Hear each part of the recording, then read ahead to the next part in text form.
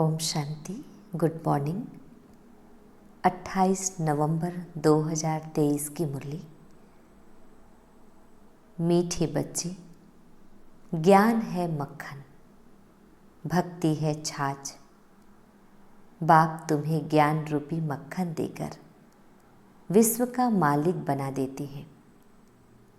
इसलिए श्री कृष्ण के मुख में मक्खन दिखाते हैं। प्रश्न है, निश्चय बुद्धि की परख क्या है? निश्चय के आधार पर क्या प्राप्ति होती है? उत्तर है, निश्चय बुद्धि बच्चे क्षमा पर फिदा होने वाले सच्चे परवाने होंगे, फेरी लगाने वाले नहीं। जो समा पर फिदा हो जाते हैं वही राजाई में आते हैं। फेरी लगाने वाले प्रजा में चले जाते। सेकंड पॉइंट है, धरत पर ये धर्म न छोड़िए। यह प्रतिज्ञा निश्चय बुद्धि बच्चों की है। वे सच्चे प्रीत बुद्धि बन देह सहित देह के सब धर्मों को भूल बाप की याद में रहते हैं। गीत है, छोड़ भी दे आकाश सिंहासन, इस धरती पर आजा रे आजा। ओम शांति। भगवान वाच। भगवान कहा जाता है निराकार परम पिता को। भगवान वाच किसने कहा? उस निराकार परम पिता परमात्मा ने। निराकार बाप निराकार आत्माओं को बैठ समझाते हैं। निराकार आत्मा इस शरीर रूपी कर्मेंद्रियों से सुनती है। आत्मा को न मेल न फीमेल कहा जाता है, उनको आत्मा ही कहा जाता है।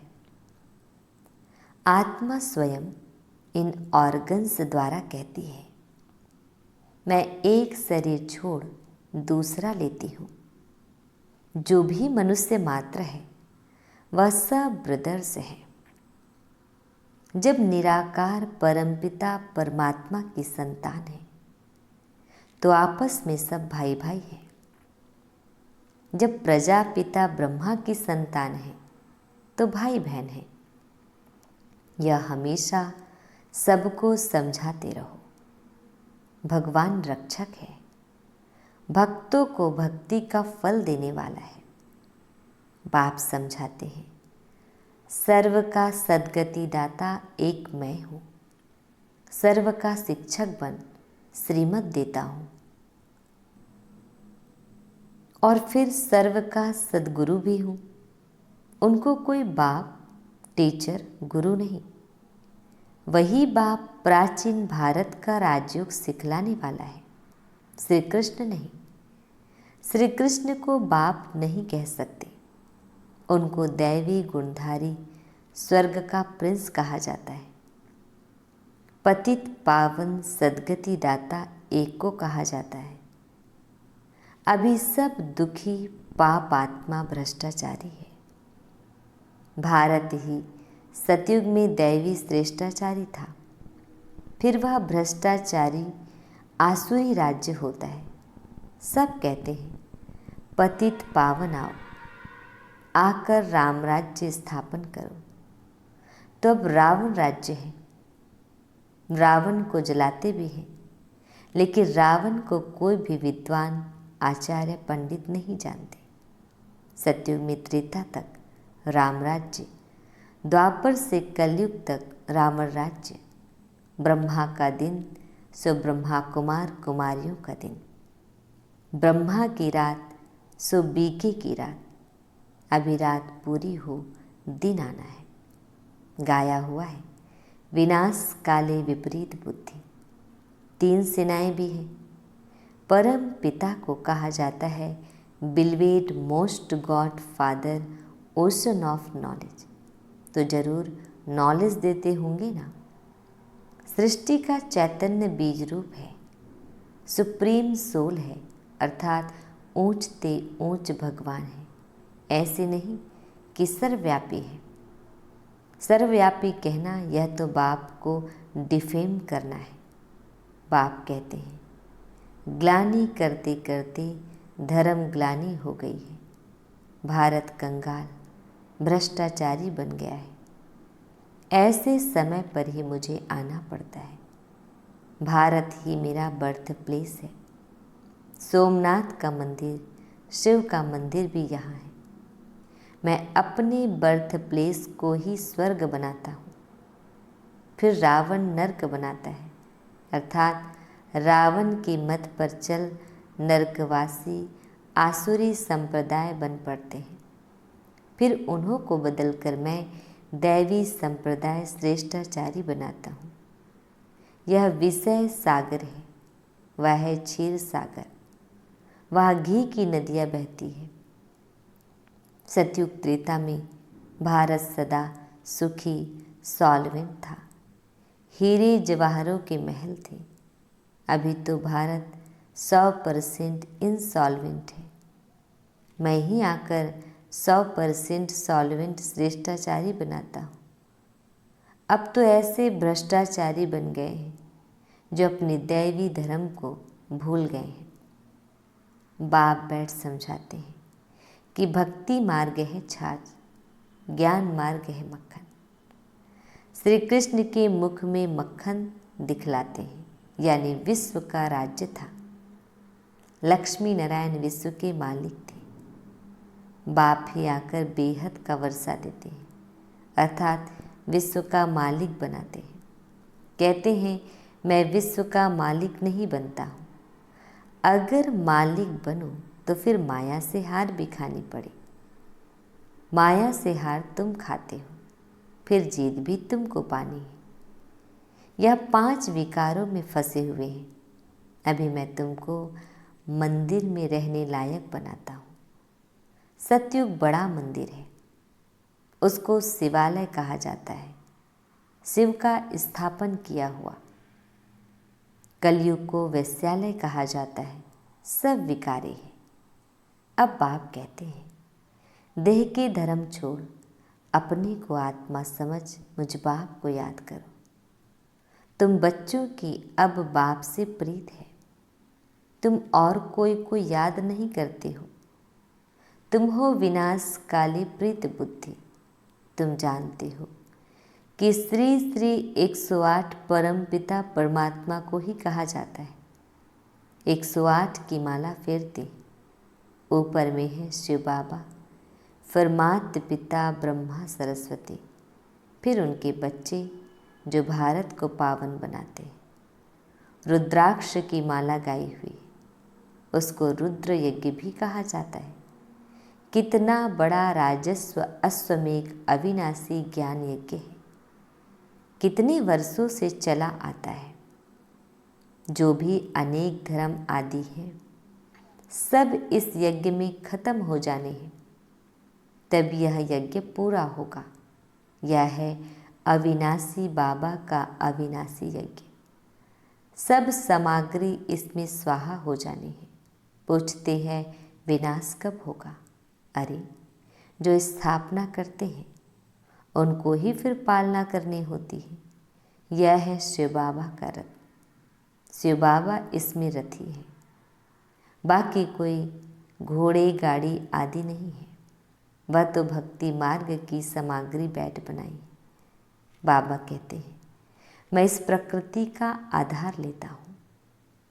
बाप समझाते हैं पहले अव्यभिचारी भक्ति है, फिर कलयुग अंत में पूरी व्यभिचारी बन जाती है। फिर बाप आकर भारत को मक्खन देते हैं। तुम विश्व के मालिक बनने लिए पढ़ रहे हो। बाप आकर मक्खन खिलाते हैं। रावण राज्य में छाछ शुरू हो जाती है। ये सब समझने की बातें हैं। नए बच्चे तो इन बातों को समझ ना सके। परम पिता परमात्मा को ही ज्ञान का सागर कहा जाता है। बाप कहते हैं मैं इस भक्ति मार्ग से किसी को भी नहीं मिलता हूँ। मैं जब आता हूँ तभी आकर भक्तों को भक्ति का फल देता हूँ। मैं लिबरेटर बनता हूँ। दुख से छुड़ाकर सबको शांति धाम सुख धाम ले जाता हूँ। निश्चय बुद्धि विजयंती, संशय बुद्धि विनिशंति। बाप क्षमा है, उस पर परवाने कोई तो एकदम फिदा हो जाते हैं, कोई फेरी पहनकर चले जाते हैं, समझते कुछ नहीं है। फिदा होने वाले बच्चे जानते हैं बरोबर बेहद के बाप से हमको बेहद का वर्षा मिलता है। जो सिर्फ फेरी पहन कर चले जाते हैं वह तो फिर प्रजा में ही नंबरवार आ जाएंगे। जो फिदा होते हैं वह वर्षा लेते हैं नंबरवार पुरुषार्थ अनुसार। पुरुषार्थ से ही प्रारब्ध मिलती है। ज्ञान का सागर एक ही बाप है, फिर ज्ञान प्रायः लोप हो जाता है। तुम सद्गति को पा लेते हो। सतयुग त्रेता में कोई गुरु गोसाई आदि नहीं होते। अभी सब उस बाप को याद करते हैं क्योंकि वह है ओशन ऑफ नॉलेज। सबकी सद्गति कर देते हैं। फिर हाहाकार बंद हो जय जयकार हो जाती है। तुम सृष्टि के आदि मध्य अंत को जानते हो। तुम अब त्रिकालदर्शी त्रिनेत्री बने हो। तुमको रचता और रचना की आदि मध्य अंत की सारी नॉलेज मिल रही है। यह कोई दंत कथा नहीं है। गीता है भगवान की गाई हुई, परंतु श्री कृष्ण का नाम डाल खंडन कर दिया है। तुम बच्चों को अब सबका कल्याण करना है। तुम हो शिव शक्ति सेना। वंदे मातरम गाया हुआ है। वंदना पवित्र की ही की जाती है। कन्या पवित्र है तो सब उनकी वंदना करते हैं। ससुर घर गई और विकारी बनी तो सबको माथा टेकती रहती है। सारा मदार पवित्रता पर है। भारत पवित्र गृहस्थ धर्म था, अभी अपवित्र गृहस्थ धर्म है। दुख ही दुख है। सतयुग में ऐसे नहीं होता। बाप बच्चों के लिए तीरी हथेली पर बहिष्त ले आते हैं। गृहस्थ व्यवहार में रहते बाप से जीवन मुक्ति का वर्षा ले सकते हो। घर बार छोड़ने की कोई बात नहीं। सन्यासियों का निवृत्ति मार्ग अलग है। अब बाप से प्रतिज्ञा करते हैं, बाबा हम पवित्र दुनिया के मालिक जरूर बनेंगे। फिर धरत पर ये धर्म न छोड़िए। 5 विकारों का दान दो तो माया का ग्रहण छूटे। तब 16 कला संपूर्ण बनेंगे। सतयुग में है 16 कला संपूर्ण निर्विकारी। अब श्रीमत पर चलकर फिर से ऐसा बनना है।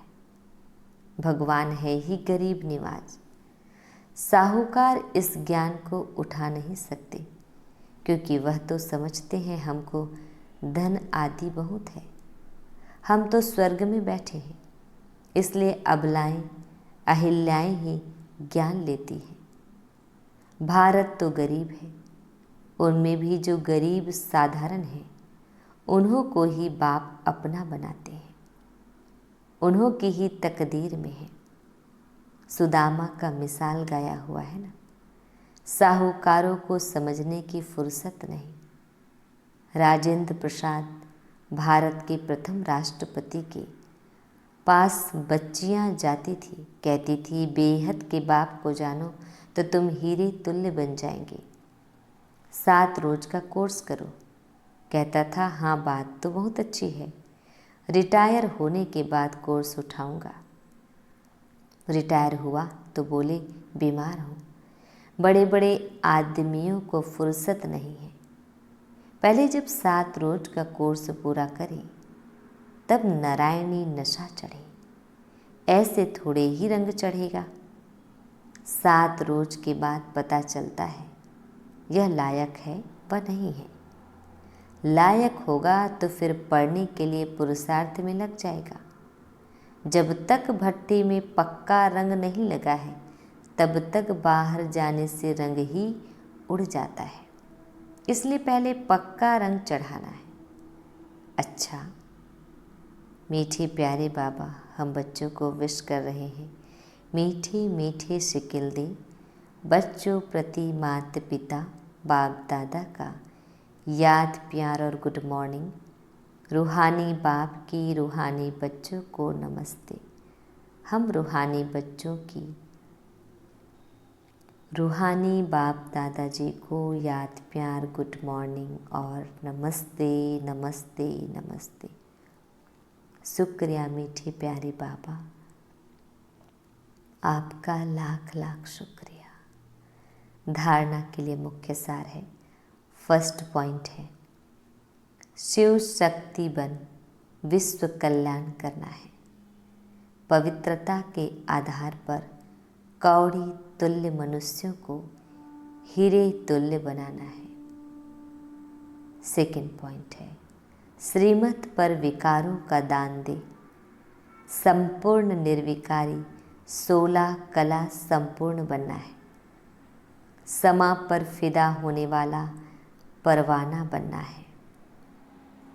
वरदान है, परिस्थितियों को साइड सीन समझ पार करने वाले स्मृति स्वरूप समर्थ आत्मा भाव। डिटेल है, स्मृति स्वरूप आत्मा समर्थ होने के कारण परिस्थितियों को खेल समझती है। भले कितनी भी बड़ी परिस्थिति हो, लेकिन समर्थ आत्मा के लिए मंजिल पर पहुंचने के लिए यह सब रास्ते के साइड सीन्स हैं। लोग तो खर्चा करके भी साइड सीन्स देखने जाते हैं, तो स्मृति स्वरूप समर्थ आत्मा के लिए परिस्थिति कहो, पेपर कहो, विघ्न कहो, सब साइड सीन्स हैं। और स्मृति में है कि यह मंजिल के साइड सीन्स अनगिनत बार पार की है। Nothing new. स्लोगन, दूसरों की करेक्शन करने के बजाय बाप से कनेक्शन जोड़ लो तो वरदानों की अनुभूति होती रहेगी। मातेश्वरी जी के मधुर महावाक्य है। विषय है, सिर्फ ओम के शब्द के उच्चारण से कोई फायदा नहीं। डिटेल है, ओम रटो माना ओम जपो। जिस समय हम ओम शब्द कहते हैं तो ओम कहने का मतलब यह नहीं कि ओम शब्द का उच्चारण करना है। सिर्फ ओम कहने से कोई जीवन में फायदा नहीं, परंतु ओम के अर्थ स्वरूप में स्थित होना, उस ओम के अर्थ को जानने से मनुष्य को वो शांति प्राप्त होती है। अब मनुष्य चाहते तो अवश्य है कि हमें शांति प्राप्त होवे। उस शांति स्थापना के लिए बहुत सम्मेलन करते हैं, परंतु रिजल्ट ऐसे ही दिखाई दे रही है, जो और अशांति दुख का कारण बनता रहता है। क्योंकि मुख्य कारण है कि मनुष्य आत्मा ने जब तक 5 विकारों को नष्ट नहीं किया है, तब तक मनुष्यों पर शांति कदाचित हो नहीं सकती। तो पहले हर एक मनुष्य को अपने 5 विकारों को वश करना है और अपनी आत्मा की डोर परमात्मा के साथ जोड़नी है, तभी शांति स्थापन होगी। तो मनुष्य अपने आप से पूछे, मैंने अपने 5 विकारों को नष्ट किया है, उन्हों जीतने का प्रयत्न किया है। अगर कोई पूछे तो हम अपने 5 विकारों को वश कैसे करें, तो उन्हों को यह तरीका बताया जाता है कि पहले उन्हों को ज्ञान और योग का वास धूप लगाओ, और साथ में परम पिता परमात्मा के महावाक्य हैं, मेरे साथ बुद्धि योग लगाएं। मेरे बल को लेकर मुझ सर्वशक्तिवान प्रभु को याद करने से विकार हटते रहेंगे।